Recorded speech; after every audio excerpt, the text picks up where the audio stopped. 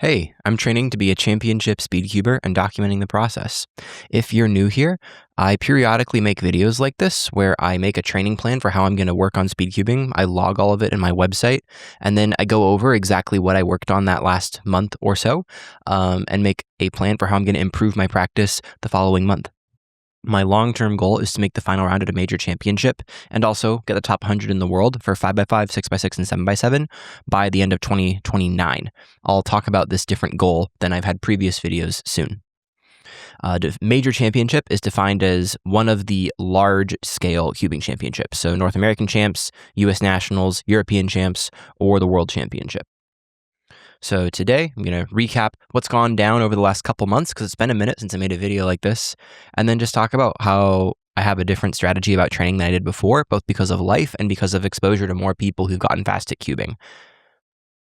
My next competitions are Western's Warm-Up A. This is in a few weeks, and the only thing I'm really caring about is 6x6. And then the Western Championship in about a month, and I've got 5 through 7 at that competition. Sponsored by thecubicle.com. If you want to support me and the work that I do, use code TRUE at checkout for 5% off. All right, so what did I work on during this last month of April? And obviously, April's not over. I'm recording this on the 29th, but it's functionally over. Almost everything I did was 6x6 training. And the first big skill that I focused on a lot this month was good decision making instead of constant turning and flow state. So something that I've always told myself with big cubes is just flow, just flow, just flow. Always be looking ahead. Don't stop turning. Be smooth. I watched a live stream that Kevin Hayes put on a few days ago, and he was pausing constantly during his edge pairing. And I asked him, are you pausing because you don't know what to do or because you're thinking? And he said that he's stopping and thinking because he's trying to make sure he chooses the optimal next move. If you watch somebody like Nam or Timon solve, they're actually thinking through everything and not pausing, which is why they're like the fastest people in the world.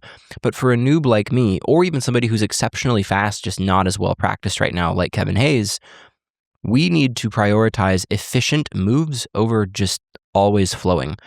What that practically means is during edge pairing, instead of just looking at my front 3 edges and going, what matches do I see here? And then how do I find the rest of the pieces that match those? I'll attempt to check all the edges around the puzzle and see if there are any pre-made sections of edges. If I have 3 edge pieces in the front of the cube and I could just pair them up right away or flip one and pair it, I try and find the 4th edge piece as well and figure out how I can get all of them to pair together with only one edge flip. I'll make a video soon talking about this idea, but centers as well. There's a lot of times where I've been prioritizing just flowing over efficiency, and when I'm doing this correctly, I shave several seconds off my times. I realized I was doing a lot of very overcomplicated stuff with my yaw edge solutions on 6x6. It's hard to overcomplicate yaw edges on 5x5 because there's only 3 pieces, and the same with 4x4. It's just pair 2 things and insert them. But on 6x6, I was doing a lot of weird stuff, almost like somebody who's bad at Megaminx, moving pieces all around the puzzle to get them into the right place, when really, any given edge piece should be paired up to its other edge pieces within 3 moves. You have 1 edge move to get the piece from one of the outer layers into the M slice, maybe 2 if you have to do a move to get it into the position to insert into the M slice, and then you pair. I was often doing 4 or 5 moves where I was doing these really weird, like, set up the front and the back at the same time, and it was just silly. I'll make a video about this in a month or 2 as I'm gathering my thoughts on, like, techniques to get faster at big cubes. Watching Lim Hung's new records, watching Henry Lickner's solve footage, Emmanuel, DQH. There's a bunch of people who I've been watching kind of the modern generation of big cube solvers turn, and I'm realizing that there's not a ton of room for improvement in my solutions. They just turn way faster. There are simple parts of the solve, like pairing my last yaw edge, where I watch Henry pair his last yaw edge, and it takes him a tiny fraction of a second to do the pair. And for me, it takes me 1.5 to 2 seconds. So, silly thing, but this generally tactically means I am prioritizing grips and finger tricks that allow me to use stable movement instead of things that are more complicated like I would on 3x3. This means no push moves with my index finger. This means no 8-0 moves with my index finger. And it means a lot of regrips so that I can be consistent. This is a mentality thing, but this last month, I've been telling myself that I don't need to constantly be on the grind. It's okay if I practice a little bit each day and then rest. This mostly came after I talked to Henry Lickner on the podcast. Henry said that he really only practices an hour or a little more a day, and some days he just doesn't remember to practice. But he doesn't listen to music while he practices. He doesn't have video essays on in the background or anything. He just chills and focuses on getting a little bit faster each day. And other fast people I've talked to that have this mentality are Maddie Hiroto Inaba and Charlie Eggins. They don't constantly grind. They practice, an hour or a little more each day, and they make sure that it's high quality. And when I realized that, I was like, maybe what I should be doing is not trying to fight my brain super hard, which is why I kind of burnt myself out on 3x3 a little bit before, although I also just don't enjoy 3x3 very much. But it would probably be better for my improvement long term if I just worked hard for a given amount of time each day, but I'm not going 2-3 hours a day, multiple days a week. And this last week, I had a 6x6 day where I felt really good. I did like 4 hours of 6x6 in a day. I got my average of 100 down under 2 minutes. It was great. And then the next 2 days, I had horrible times, I think because I was tired after that day. So I think there's also an argument for not doing hours and hours and hours of solving in a day. I'm learning myself and not beating myself up for not solving for 2 or 3 hours in a day, but just going for an hour and then chilling after that. I think it actually will be okay for improvement as long as it's quality over the long term. It's person to person, right? This is a new thing. This is very different from what my opinion was a few months ago. I think now that targeted practice is generally a distraction for me.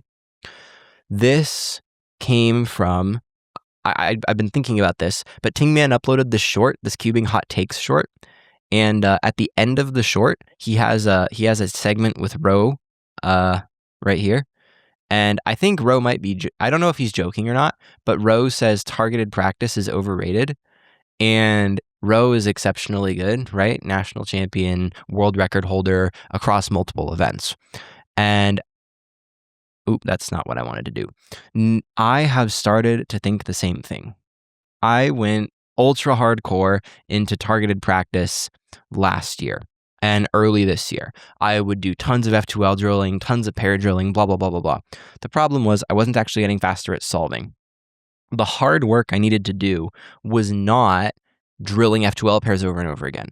The hard work I needed to do was when I pick up the cube, teach my brain hard new habits, like not tipping the cube all over the place in my hands, or just going through reps of a solve over and over and over and over and over again, so my turning speed and instincts get better, because my turning speed and instincts are way worse than most other cubers who are my speed.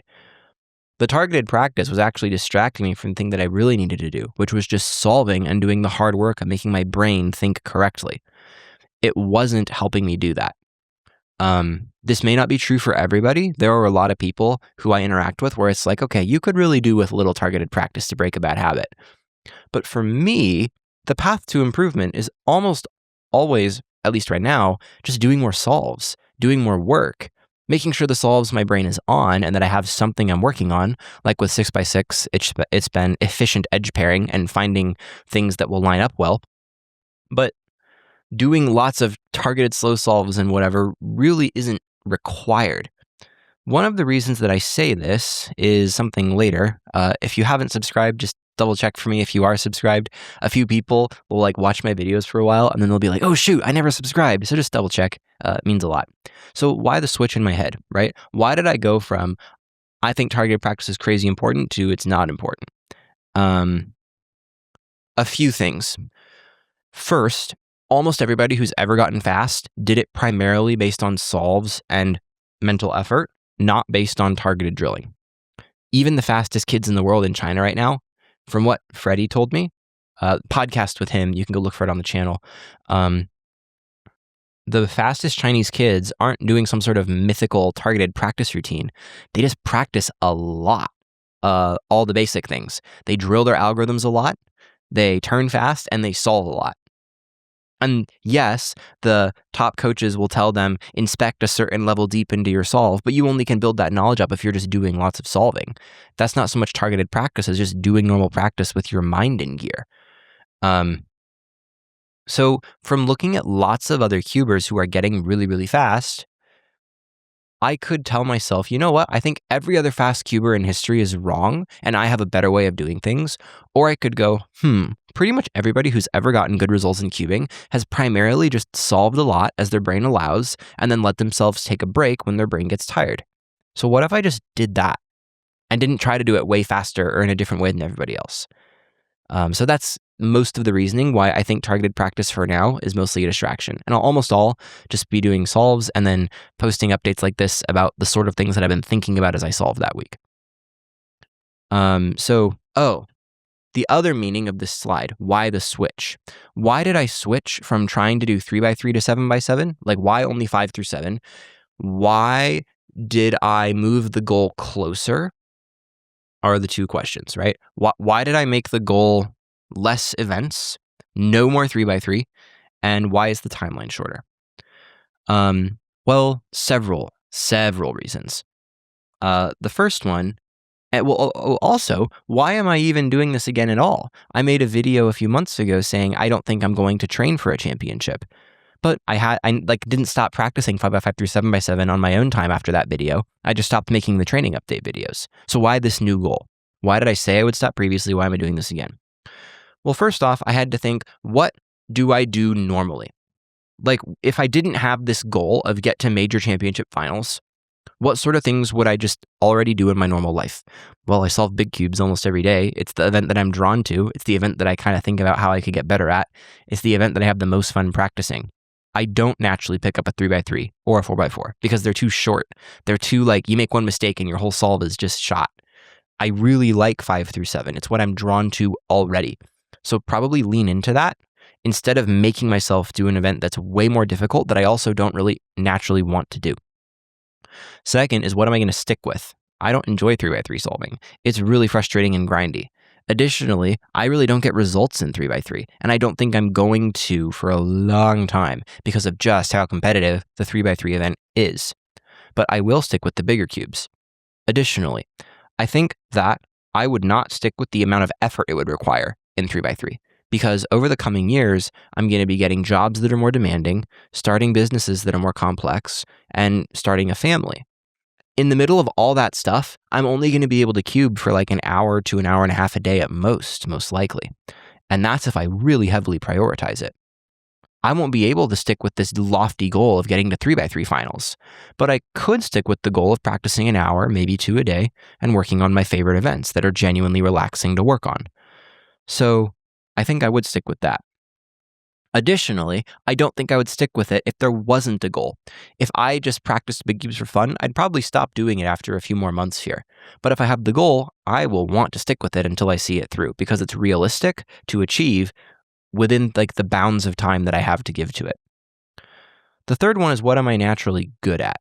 What stuff have I already shown I can improve at quickly?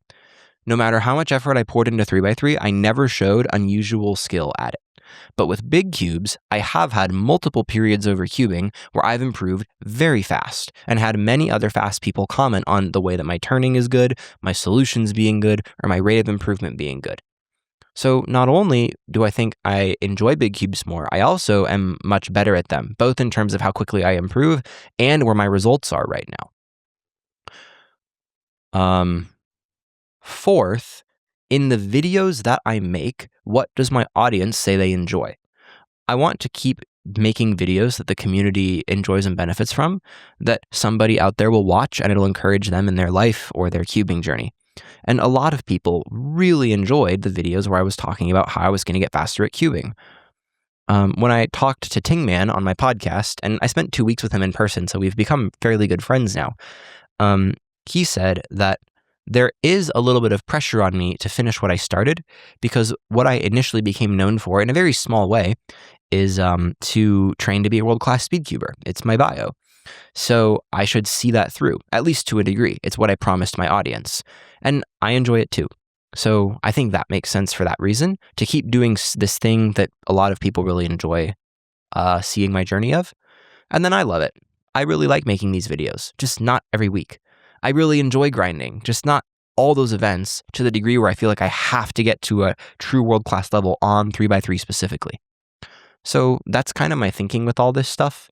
I didn't want to make this video after 3 or 4 weeks of the previous one. I gave it a couple months so that I could really think through all of it, but I never put the big cubes down after my last video where I said I don't think I'm cut out to make the major championships or I'm going to pause my goal, which made me go, maybe I should keep making the videos because I'm already doing it. I really enjoy it. Other people would want to watch it. I think that I'm practicing in a way that I could stick with over the coming 4 years. This is the last thing. And this is just a mantra that I've told myself. It's don't try to be the exception. When I would explain my goal to people, most everybody would say, I think you could do that in big cubes, but 3x3 would be nearly impossible. But I was like, no, I'm going to prove everyone wrong. I'm going to do it in 3x3. The thing is, it's extremely unlikely statistically, and I personally don't think that I want to do that. If I were going to do it, I would have to do things in a way, like with practice methods that are highly exceptional, lots of targeted practice, and it'd be a result that's highly exceptional. That is something that, like just statistically, is unlikely to happen. Whereas with big cubes, there's a pretty clear path to getting to the world-class level. Lots of solves with quality for a couple of years, and your hands and brain will gradually work faster so that the cube gets solved more quickly. That's it. No crazy complicated stuff necessary. I'm not going to try to hack my way through some crazy targeted practice routine to get to world-class level in a faster than normal path. I'm going to do it the normal way, the way that all the other cubers have done it, through a long time of hard work and lots of solving. This is another reason why I'm not huge on targeted practice, because if I were insistent that targeted practice is the way to get to the world-class level, I'd be insistent that I am different than everybody else for some crazy reason, and I must get to the ultimate goal by my own unique weird path. Maybe I should take the path that I know works, and even though it's a couple years of a lot of slow work, it works, so I should just do that. I've been telling myself this with business and some other life stuff as well. Don't plan on being exceptional. Plan on doing all the work. And if I improve at an exceptional rate along the ordinary path of hard work, I'll take it. But I'm not going to try to shortcut it or pretend that I'm better than everybody else. I hope that makes sense. All right, so what am I working on this next month in May? I'm going to be pretty much entirely focused on 6x6. The biggest reason for that is I want to qualify for North American Championships. Because of the whole DNF my results fiasco at my last competition for 6x6 due to a timer malfunction, which was really sad, I don't have a qualifying time for North American Championships in 6x6. I got to get a sub-2 mean in competition. I have 1 round of 6x6 before the qualifying deadline. I'm globaling sub-2 at home right now, so I should be fine. My average of 100 is sub-2 on 6x6 right now. So I would love to qualify for NAC, and 6x6 is the one final event that I need to do that for. 6x6 is the event of the 3 big cubes I'm currently the worst at officially. And another reason is if we go to my profile on the World Cube Association, this competition that I'm going to is a pretty poorly attended one. There's not a lot of people going. And that means that it is possible that I could podium. I've never podiumed in anything before, but I'm globaling faster than Alex's PB mean right here, and I have several mean of 3s that are faster than Shane's, and we still have 3 weeks before competition day. And historically, I overperform on big cubes. I consistently get somewhere like PB2, PB4, mean of 3 in competition for 5, 6, and 7. So there's a world where I get second place, assuming nobody else comes. All the fast big cubers in SoCal aren't showing up. Gavin is very fast, but Max Park's not coming, Kate Graham's not coming, Brendan Dunnigan's not coming, and there's a whole bunch of others. SoCal is a stacked region. So there is a very solid chance that I podium, assuming things don't fill up a ton more, and I'd love that. So I'm going to focus on 6x6 for that reason as well. And the strategy is just solve a lot. Let me show you what my last month of solving looks like. This is a website that I made. It's a timer and statistics website for cubing. I do all my solves in this timer. So if we select the month of April to date, like this, you can see like almost all my practice time has gone into 6x6, like over 75% of it. You can see like I'm almost always an hour-ish of practice a day for the last month. This is that giant day I told you about where I literally had 4 hours of time on the clock for 6x6. But let's pull up my analytics for 6x6 in the last month. Yeah, almost 500 6x6 solves this month. I got a sub 140 single. I was really happy with that. It had double parity as well, which was crazy. Got a sub 150 mean here. And you can see like my time distribution is really solid. Like for the most part, I'm solving at like low to sub 2. The tricky thing about my solving right now is just there are I can't tell what it is about my solving that makes me good or bad. I don't know if that makes any sense at all. But like if you look at my average of 100, it trended down for a while, and then for the last few days, it's kind of like been up and down. Like I had this big day where I got it way down to sub 2, and then I just spiked right up the next day. And up and down we've gone. I'll sit down for a day and I'll start off with like 210, 205, and I'll be like, I'm just not feeling it today. And then out of nowhere, I'll start throwing down like 151, 149, and I'm like, what's happening? I'm solving so well. This is great. I'm going to keep the momentum going.